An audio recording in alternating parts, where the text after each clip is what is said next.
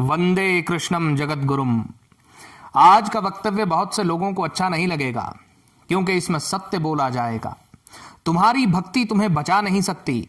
सबसे पहले माला जपने वाले और कीर्तन करने वाले चपेट में आएंगे। कोई परमात्मा तुम्हारी रक्षा नहीं कर सकता, भूल जाओ। क्यों? क्या कारण है? कली काल में एक विचित्र विडंबना देखने को मिलती है। किसी से पूछो कि तुम भक्त हो, वो बोलेगा जी। बहुत मानते हैं भगवान को, पर ज्यादा फायदा नहीं हुआ। किसकी पूजा करते हो? अरे हम तो शिव जी को बहुत मानते हैं, हनुमान जी को भी पूजते हैं, राम सीता का भी दरबार रखे हैं, राधा कृष्ण का भी कीर्तन करते हैं, शनिवार को शनि मंदिर भी जाते हैं, उन बाबा जी को भी मानते हैं। अच्छा, तो इतने में ही क्यों रुक गए भाई? दो चार और देवी देवता पीर फकीर रख लेते। इसी कारण कुछ नहीं होना है। बृहस्पति 22 तारीख को मेष राशि में जा चुके हैं। अब राहु के साथ युति होने से भ्रम फैलेगा। अच्छे अच्छे भक्त भक्ति से भ्रमित होंगे, व्यथित होंगे। क्यों? क्योंकि 98% पाखंडी है। रोज घंटी बजाने का पाखंड और ढोंग तो करते हैं, मगर भक्ति के स्वरूप को न पहचानते हैं, न जानने की कोशिश करते हैं। राम जी का शोर मचा तो राम भक्त हो गए। मालिका पता चली तो जगन्नाथ जी को भजने लगे। अवतार आ रहा है तो कल्की रटने लगे। खाटू श्याम की रौनक देखी तो उनकी तरफ हो लिए। बागेश्वर जी के चमत्कार देखे तो हनुमान जी की उपासना करने लगे। श्री प्रेमानंद जी वायरल हुए तो राधा राधा गाने लगे।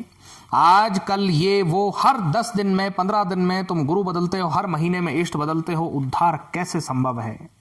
दुकान जैसा हिसाब बना दिया है। ऐसे भक्ति नहीं होती, ये केवल और केवल ढोंग है। भक्ति क्या होती है? एक समय एक अहंकारी ने श्री तुलसीदास जी से कहा कि देखो, हमारे कृष्ण के पास तो 16 कलाएं हैं, वे तो 16 कला संपूर्ण शक्ति रखते हैं, और तुम्हारे राम के पास केवल 12 ही कलाएं हैं। इस बात पर तुलसीदास जी की आंखों से आंसू बहने लगे। उन्होंने कहा कि हमें तो आज पता चला कि हमारे प्रभु श्री राम के पास 12 कलाएं भी हैं। जिन जिन लोगों ने भी फल को देखकर भक्ति शुरू की है, उनकी भक्ति का खंडन होने वाला है। ये बाजार नहीं है कि सबसे बड़ा देवता देवी को देखकर उसकी शरण पकड़ ली जाए। मालिका सुनकर जब शुरू किया ये ठीक है, मगर सत्य काल के लालच से किया ये अपराध है। इस भटकन से प्राप्त कुछ नहीं होगा सिवाय हताशा के, निराशा के। अश्रद्धा नाम पुरुषा धर्मस्यास्य परम तपः अप्राप्य माम निर्वतन्ते मृत्यु संसार वर्तमनि। जो इस भक्ति योग भक्ति मार्ग के पथ में श्रद्धाहीन है, वे मुझे प्राप्त नहीं कर सकते। गीता अध्याय 9 श्लोक 3। बिना इष्ट में श्रद्धा रखे, केवल फल को देखते हुए कि ये चमत्कार हो जाएगा, वो हो जाएगा, जो भजन पूजन में लगे हैं उनकी गति क्या है ये मैं पीछे बता चुका। आज कृष्ण का सब और शोर है तो तुम्हारे प्रभु गोविंद हो गए।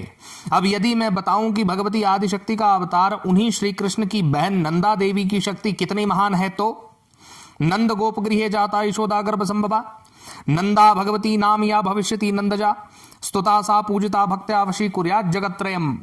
नंद तथा यशोदा से उत्पन्न होने वाली देवी नंदा की जो भक्ति पूर्वक स्तुति करता है, पूजा करता है, तो देवी तीनों लोकों को उस उपासक के अधीन कर देती हैं। तब क्या कहोगे जब मैं तुम्हें यह बताऊंगा कि महाभारत के भीष्म पर्व में श्री कृष्ण स्वयं कहते हैं कि अर्जुन, माता भगवती दुर्गा के आशीर्वाद के बिना युद्ध नहीं जीते जा सकते, भले तुम्हारे पक्ष में कोई भी हो।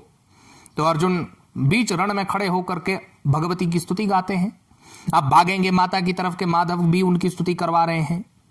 ऐसे ही लोग परीक्षा के समय खप्पर में जाएंगे। भक्ति का तत्व यह है कि एक इष्ट को सर्वस्व समर्पित कर दिया, ये जानते हुए कि प्रभु एक है, मूल शक्ति एक ही है। उसे चाहे राम कहकर पुकारो, चाहे परशुराम कहकर, चाहे कृष्ण कहकर, चाहे वासुदेव कहकर, उन्हें दुर्गा कहो, राधा कहो, नंदा कहो, भुवनेश्वरी कहो या सीता। अधिक से अधिक 3 रूपों का चिंतन, केवल एक नाम में श्रद्धा, भक्ति केंद्रित होगी तभी दृढ़ होगी, अन्यथा उद्धार संभव नहीं है। जय मां आदिशक्ति, जय श्री जगन्नाथ।